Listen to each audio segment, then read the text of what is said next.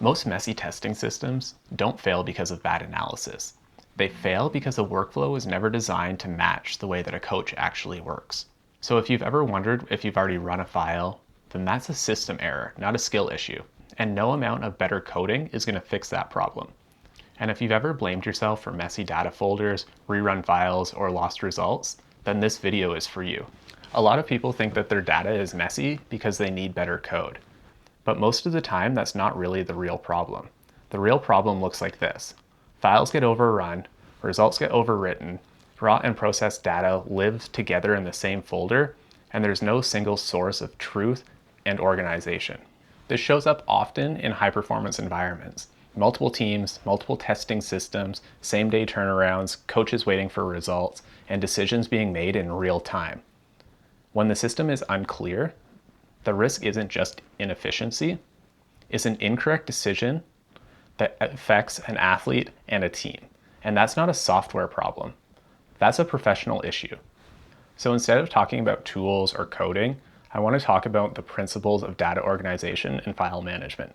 These are the principles that led to the workflow that I showed in my last video, which will be linked above. The one that I used to process large volumes of testing data accurately and on tight timelines in an Olympic training center environment.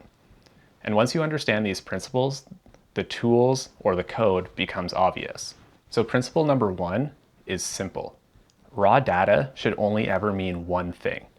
That means that the file has not been analyzed yet. The moment that your raw data storage area contains files that have already been run or modified or partially processed means that you've lost trust in the system and lost your structure. That's when you start rerunning files. That's when outputs don't match with what the actual testing was.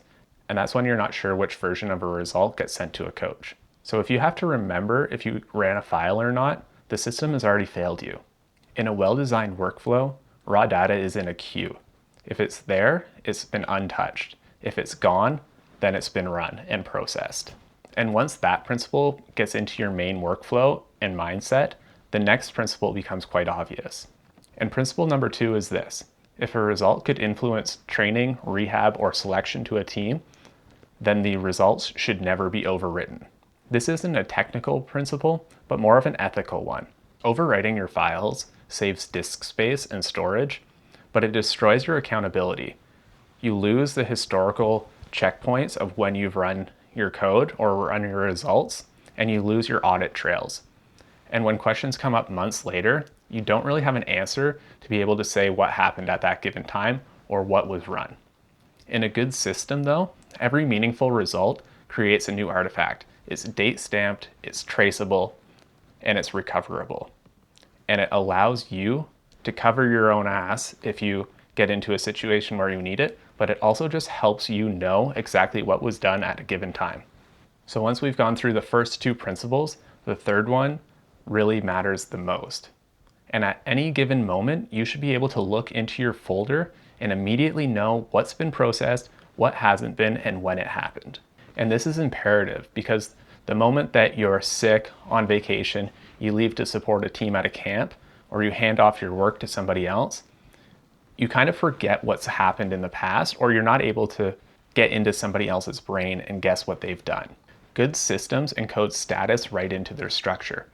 Folder location tells you the state of the data within it. Data file name tells you the date that it was run and when it was analyzed. And this is why something like raw data automatically leaving a folder as it's been analyzed is such a powerful signal in the overall framework of how you structure your data analysis. So the key here is that none of these principles are about RStudio or coding or anything like that. They're about designing workflows that hold up under pressure. Once you design the system properly, the code becomes secondary and runs in the background, but the system does the heavy lifting. If you want to see exactly how these principles hold up in an Olympic training environment and turn into a real workflow, you can click here to walk through the system, and thank you again for watching.